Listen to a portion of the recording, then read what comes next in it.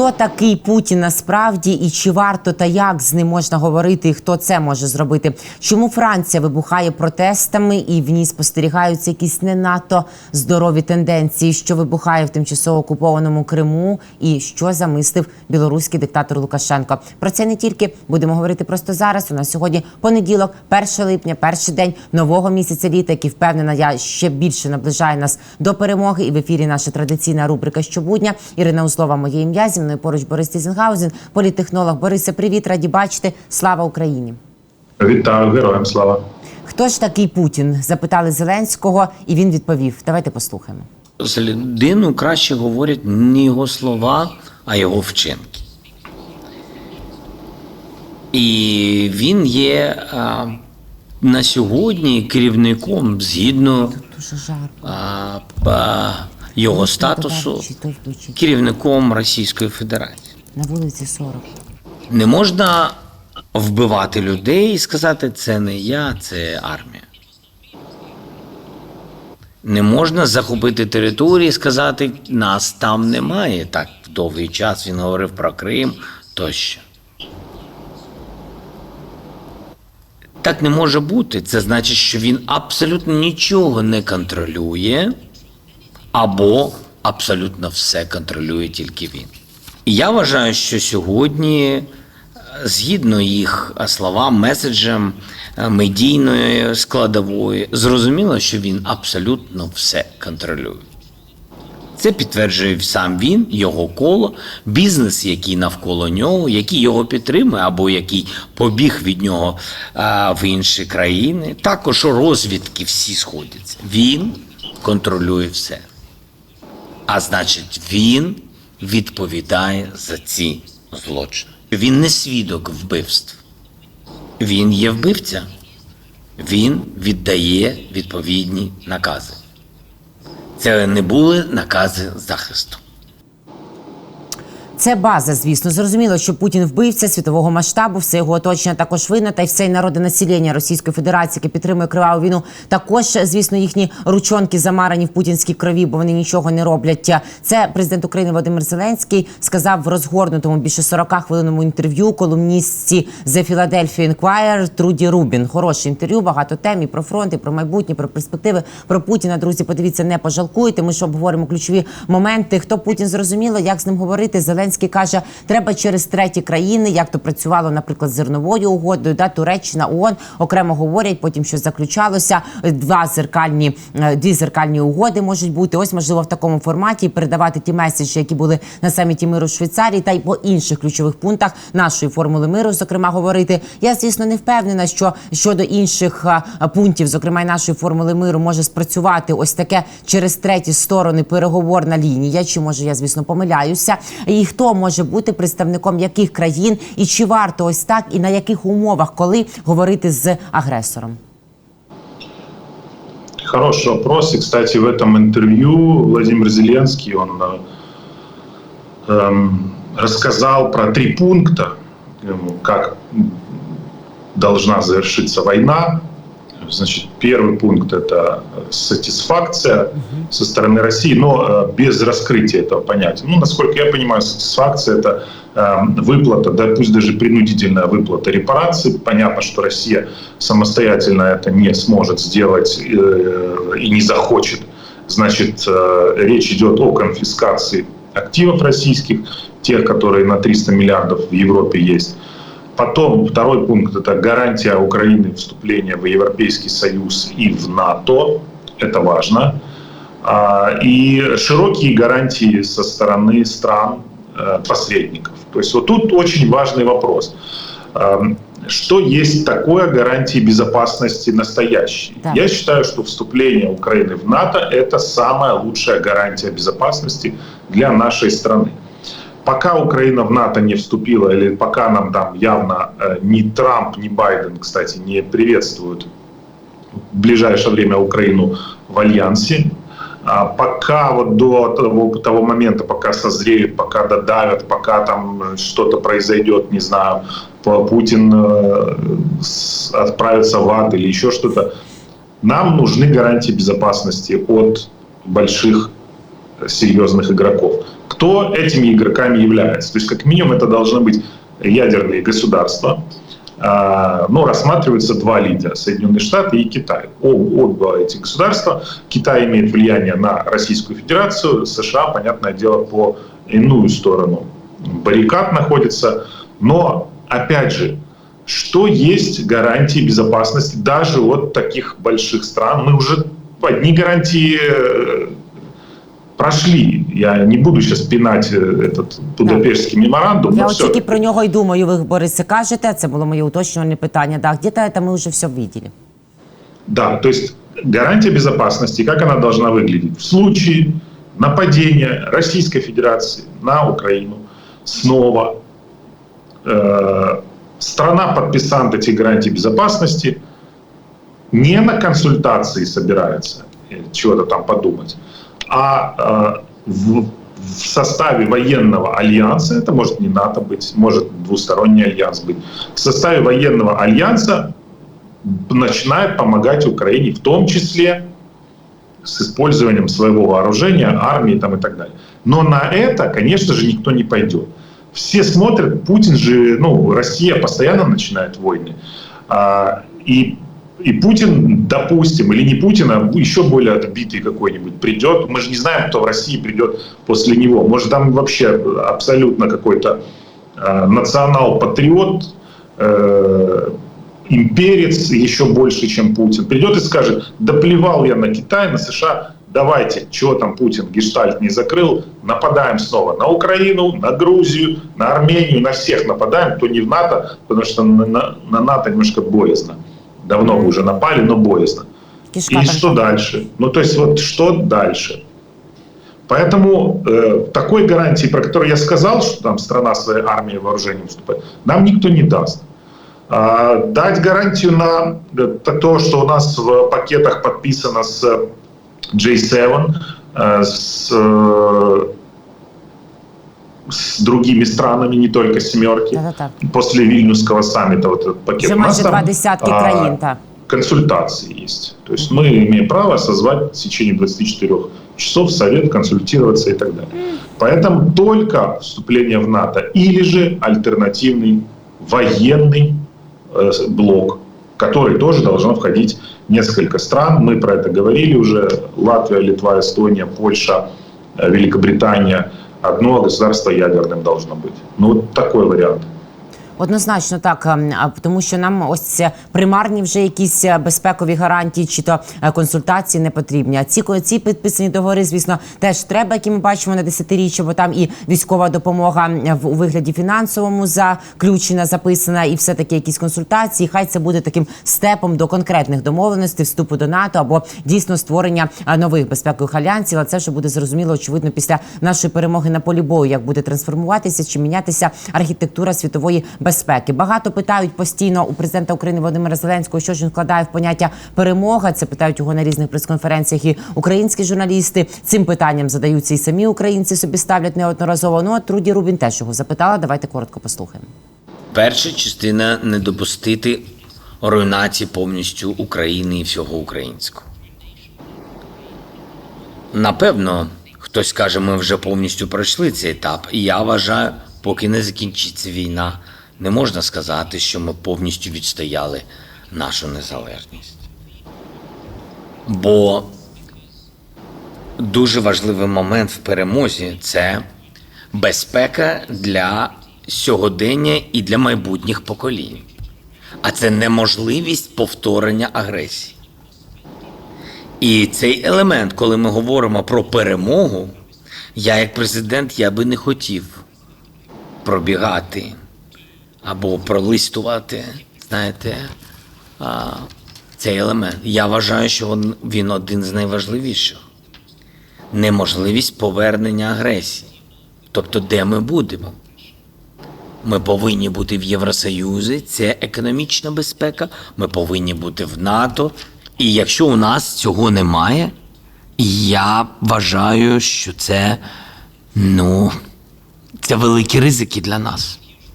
Дуже великі, що цей ворог, він повернеться. Бо Він повернеться в обліку Ну, Путіна, не Путіна, іншого Кремля через 20 років, 40, 50, я не знаю. Нам потрібен колективний захист України.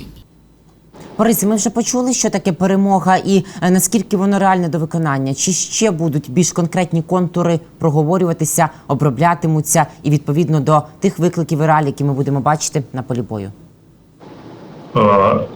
Вот в понятие сохранения Украины я заметил, что не было уточнения, не было, по-моему, колумнистка Руди спрашивала, как раз уточняла про границы, но не было ответа на этот вопрос. То есть вот сейчас, если я просто сравниваю риторику, что там полгода назад это железобетон на границе 91 года, приходит понимание сейчас, что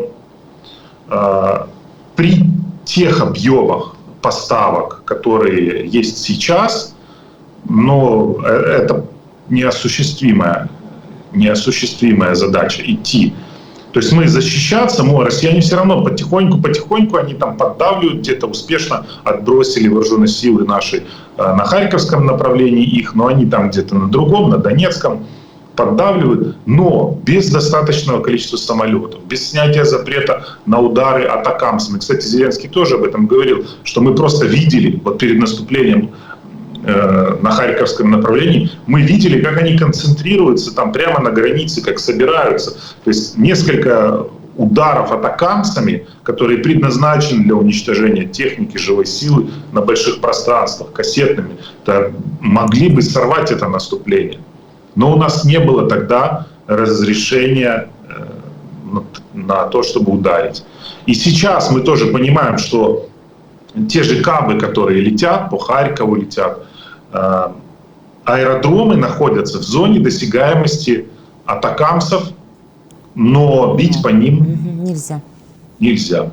То есть, они стоят под откритим фактично небом. Так, самоліти, хлопці, як на долоні стоять, але не можемо вгатити, і вони потім підлітають на безпечну для них відстань, щоб наше ППО з нашої території не спрацювало, і закидають кабами. Да, то есть ты видишь, вот у тебя есть оружие, ты видишь, куда нужно ударить, но у тебя нет разрешения. Вот в какой ситуации мы сейчас находимся. Конечно, возможно, сейчас Путин будет эскалировать накануне, особенно выборов американских. Ну и, наверное, будут сняты определенные запреты. Байдену нужно будет показать успехи. Смотрите, как наше оружие хорошо работает там. Будемо сподіватися, що будуть зняти ось ці заборони. До речі, сім'я Байдена, пише CNN, переконувала його й далі продовжувати передвиборчу гонитву, не сходити з дистанції, як то просило Нью-Йорк Таймс, редколегія, як то писав Томас Фрідман, один з його найкращих друзів, тричі лауреат Пулітцерівської премії. А ні, оточення Байдена каже, ми підемо до кінця. Чи добре це, чи погано, і чому вони такі вперті? Вони точно знають, що можуть перемогти Трампа при таких розкладах? Хороший вопрос. Еще один самый хороший вопрос, который мне чаще всего, особенно в выпусках про США задают. Почему? Что, обязательно людям 80 плюс? Да. Трамп, в случае с Трампом, там почти чуть-чуть 80 да. минус. Дайте вы дорогу-то хоть молодым политикам, дайте. Тут даже вопрос, я не потому, что там какие-то претензии. Байден хорошо соображает, прекрасно анализирует, но даже для человека в таком солидном возрасте перегрузки президентские, перелеты и все остальное, это очень тяжело. И мы видим, что периодически у него сказывается на здоровье. То есть он открыто сказал, я чувствовал себя не очень хорошо на одном из важнейших мероприятий, на дебатах. А тут, когда президент должен чувствовать себя хорошо 24/7. Всякое может произойти. Особенно сейчас, когда в такой сложный период входит мир, в преддверии чуть ли не Третьей мировой, нужен ясный ум постоянно, крепкое здоровье. Поэтому я желаю обоим кандидатам крепкого здоровья, но о нем нужно думать. Куда уже? Ладно. Да. Уже треба, зважати на всі ризики. Ну, але тим не менше розуміємо, що, очевидно, при таких розкладах готові до різних комбінацій, в разі чого команда Байдена і його оточення. До чого готуватися Макрону і Франції? Напередодні аналітики аналізували, чому не просто зараз бути Макроном, і ми бачимо, що дійсно не просто. Тисячні мітинги сколихнули просто таки Францію. Бачимо після того, як стало відомо, що партія Марін Ле Пен ось так відбувається. Ну, в принципі, доволі прогнозована національне об'єднання, політсила, яка заснована ще її батьком. Нагадаю, там ще така спадковість є. І на даний момент, яка очолювана Жорданом Барделою, за попередніми оцінками, за першим туром набирає майже 34% голосів. На другому місці Народний фронт, та трохи менше 30%, 28+. А центристська партія президента Еммануеля Макрона, нашого доброго друга та рішучого в своїх заявах, принаймні, та багато в чому і в діях, набере 23%. Небезпека оцих ультраправих, перемога фактично Ле Пен, але водночас і протести проти цього. Що відбувається, Борисе, у Франції? Чому вона так вибухає? Чи очікувано це? І чи може це говорити про те, що тренди своєрідні на такий ультраправий запит по Європі вони таки крокують? А еще как. Вот обратите внимание, где больше всего беспорядков и где с ультраправыми связаны больше проблем. Там, где в большей степени ощущается кризис, ну, как его называют, мигрантский кризис. Германия, Франция. Ультраправые, у них в повестке две ключевые темы. Антимигрантская тема и тема евроскептическая. То есть нет расширения Евросоюза, бедные родственники нам не нужны, и вообще что-то вы тут из Брюсселя нам много всего диктуете. Поэтому хотим свои национальные интересы преследовать и так далее. Поэтому, конечно же, сейчас, особенно тема, если у тебя в стране много мигрантов, если у тебя в стране достаточно сильны леваки, которые как раз промигрантскую политику, такую лояльную, то у тебя гарантированно будут столкновения. Сами виноваты. Но за Марин Ле Пен же не какие-то несуществующие люди голосовали. Ну так. Конкретно французи голосовали. Ще явка, Борисе, була найвища з кінця 70-х років, якщо я не помиляюся. Це ж треба. Потому что проблема с мигрантами сейчас, она уже таких масштабов достигла, что и Россия на пару с Беларусью все делает для того, чтобы эта проблема только усиливалась. Я думаю, многие обратили внимание, что накануне выборов в Европейский парламент, когда правые так уверенно набирали, случалось какое-то сумасшедшее количество инцидентов, именно связанных с мигрантами. Там, гражданин Афганистана с ножом напал на полицейского, там еще где-то. То есть куча, всплеск таких людей это шокировало, пугало и гнало голосовать за ультраправых, которые предлагают очень простые популистские решения. Они же все, как правило, популисты. Кстати, правый, как говорится, правое крыло у нас Фицо, правое крыло у нас Орбан со своим Фидес. И используя проблему мигрантов или недопущение мигрантов к себе в страну, они решают очень много задач. Поэтому, еще раз повторюсь, очень много вопросов к тем политикам, которые создали, заставили Европу, квотировали на прием когда-то, бесконтрольно это делали, видели, года шли, они видели, что определенные группы вообще не социализируются. Они просто не интегрируются в общество. Криминогенная обстановка растет, все равно отлично будем им платить всем пособия.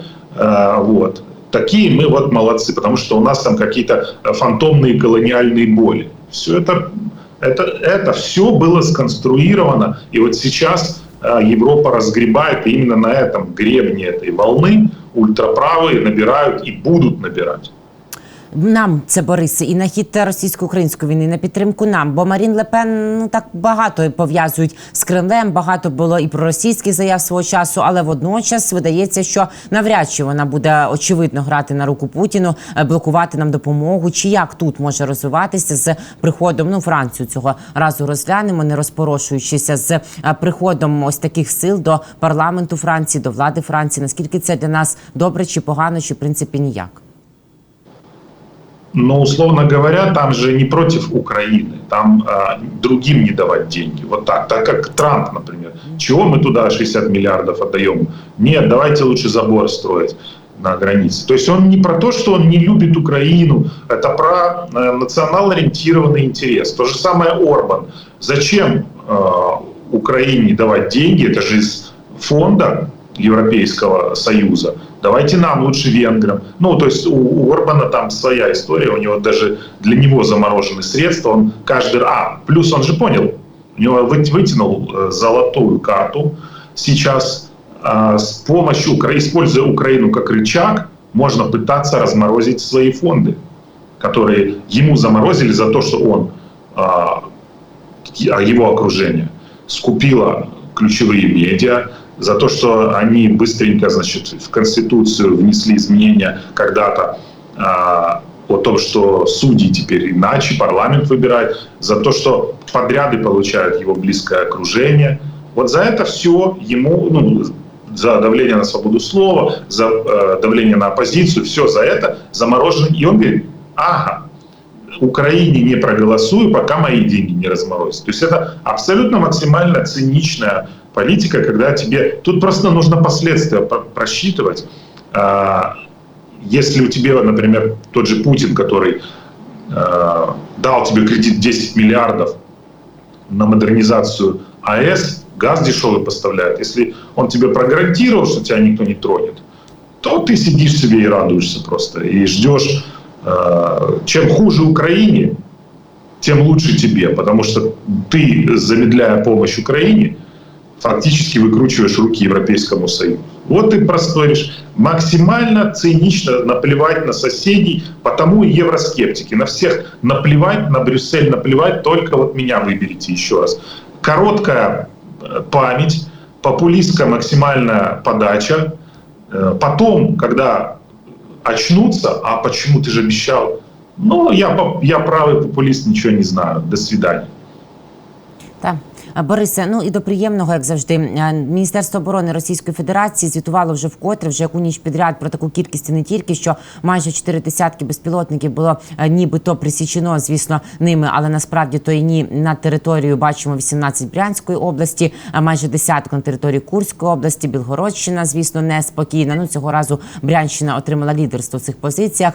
Позаминулої ночі так само 36 безпілотників летіло на 6 регіонів Російської Федерації. Вони то присікають, але все вибухає.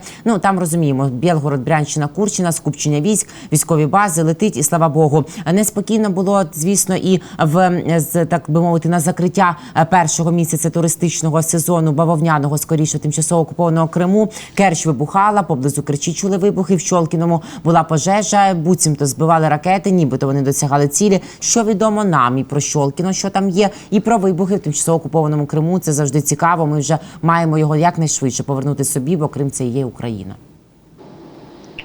Да, там, кстати, поговаривают, что на Арабатской стрелке здание с оккупантами сложилось сильно. Да, это такая жалость. Вот. А еще интересный момент. Вот вы видели эти фотографии, которые на Крымском мосту, прям очереди стоят в сторону Крыма, все едут. Вот по информации, которая есть у меня, чтобы вот эта очередь случилась, сознательно было замедлено движение, пропуск автомобилей на мост. Плюс там он еще перекрывался, тревога была. И скопились вот машины. И они показали, мол, смотрите, целая очередь в Крым стоит. Но на самом деле там все немножечко иначе. Плюс они еще очень интересно считают, написали сегодня, что в этом местный там, в этом сезоне больше отдыхающих в Крыму, чем в прошлом. Понятное дело, что это все вранье, там сдают сейчас пачками даже те, кто поехал туда. Но они как считают? Они считают вот каждого человека, который выехал и заехал, они считают, что это вот он приехал отдыхать, пересек общее количество людей. Даже сами крымчане, которые постоянно, там часть из них мотается по этому мосту туда и обратно, или с той стороны, из России, там всякие экспедиторы, куча всего. Так вот, они их тоже считают как въехавшие в Крым, как туристы, и они завышают показатели, рассказывают. Но деньги просят на, мол, сезон не очень, денег еще из бюджета дайте. В общем, классика жанра. потемкинские деревни. А вот видел с камер онлайн Любимовку 2 дня назад буквально кто-то публиковал. Это недалеко от Бельбека. Так там практически никого. А чего это так? Не хотите возле аэродрома отдыхать? Та ладно, та щось на пляжі не густо, та? Да, там, ну, я просто помню, как в лучшие времена там нужно было еще найти место, чтобы где-то вот... З 5 ранку займати, якщо не з 4. Та. Да. А сейчас, ну, ничего. Я думаю, что еще будут там по Джанкою били этой ночью, насколько я знаю, в районе аэродрома. Я думаю, что это как раз вот опять по системам ПВО. Наши ищут внимательно очень эту экспериментальную С-500, части ее, которые привезли. По-моему, даже частично уже туда прилетел. Но это я вам чуть позже смогу сказать, когда будет информация у меня. Добре, будемо чекати завтра ви з моїми колегами поспілкуєтеся, в середу неодмінно уточнимося. Я думаю, що за цей час, звісно, прилетить ще й більше. Ну і завтра, як будете мати, то мої колеги, наші глядачі, вони у нас всі спільні, будуть раді, я впевнена, почути. Борисе, безмежно вдячна вам за цю розмову, не тільки рада починати з вами тиждень. Спасибі, до скорої зустрічі, бережіть себе. До побачення. Борис Тізенгаузен, політтехнолог, Ірина Узлова була з ним. Підписуйтеся, друзі, будь ласка, на YouTube Бориса Тізенгаузен, великими синіми літерами. В описі під цим відео там ще більше аналітики та цікавих деталей, які ви могли не помітити, а Борис вам ще й просто їх пояснить. І бачимо, що детально розкладе все, як є, ще спрогнозує, як то може бути, базуючись на фактах, цифрах і аргументації. І на YouTube 24-го теж підпишіться, будь ласка. Нас уже більше 7 мільйонів. Спасибі, що довіряєте. Бережіть себе, вірте в Збройні Сили України. Побачимось і переможемо.